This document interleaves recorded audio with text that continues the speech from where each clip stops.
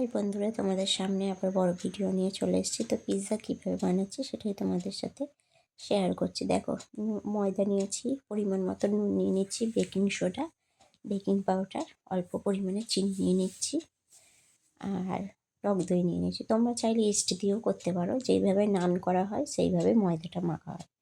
তো দেখো, ময়দাটা মেখে নিচ্ছি জল দিয়ে। একটু তেল দেবো, তেলটা আগে দিতে ভুলে গেছি, তেলটাও দিয়ে দিলাম।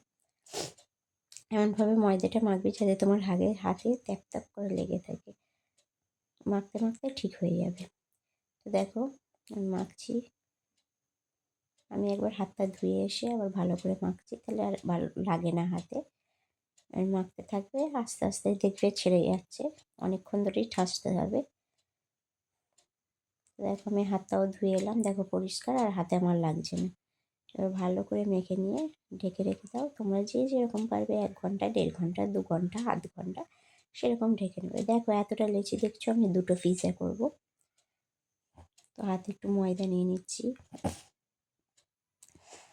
এবার বেলে নিচ্ছি।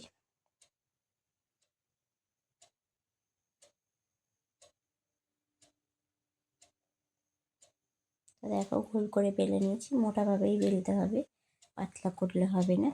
চামচ দিয়ে একটু ফুটো ফুটো করে নিচ্ছি যাতে ফুলে না ওঠে। দেখো, ফুটো করা হয়ে গেছে। এবার টমেটো সস দিয়ে দিচ্ছি। টমেটো সস দেওয়ার পর তারপর পিৎজা সসটা দিয়ে দেবো। এবার দেখো, পিৎজা সসটা দিচ্ছি। তো দিয়ে আবার ভালো করে মাখিয়ে নেবে।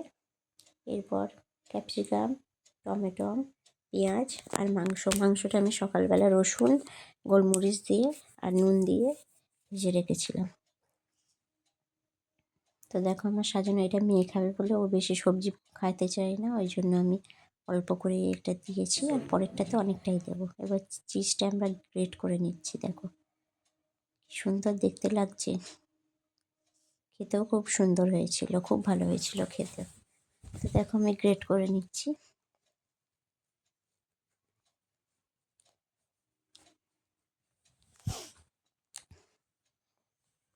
চলো, গ্রেট করা হয়ে গেছে। এবার আমি ননস্টিকের কড়াইটা বসিয়ে দেবো। তো দেখো, বসাতে যাচ্ছি। ননস্টিকের কড়াই আমি বসিয়ে ঢাকনা লাগিয়ে দেবো। আর এই ঢাকনাগুলোই দেখবে একটা করে ফুটো থাকে, ছোট্ট ছিদ্র, ওটা কাগজ দিয়ে বন্ধ করে দেবে তোমরা। তো আরেকটা করে নিচ্ছি। দেখো, এটায় অনেক সবজি দিয়েছি, বেশি সবজি দিলে খেতেও ভালো হয়। ওটা মেয়ের জন্য করেছি, এগুলো কম দিয়েছি। তো দেখো, আমি একটা রেডি করে নিলাম। এইগুলো হতে প্রায় 20 মিনিট থেকে 25 মিনিট লাগে। 25 মিনিট লাগবে না, 20 মিনিটেই হয়ে যাবে। তো দেখো, এই যে চিলি ফ্লেক্স, অরিগানো তোমরা কিনে নেবে, লাস্টে ওগুলো দিয়ে খেয়ে নেবে, খাওয়ার সময় দিয়ে নেবে। তা দেখো, এটা আমার প্রায় হয়েই গেছে। আর একটা ওদিকে বসিয়ে দিয়েছি, কাটাই যাচ্ছে না, প্রচণ্ড গরম। মেয়েও খেতে পারছে না, গরম লেগেছে, উয়া করছে।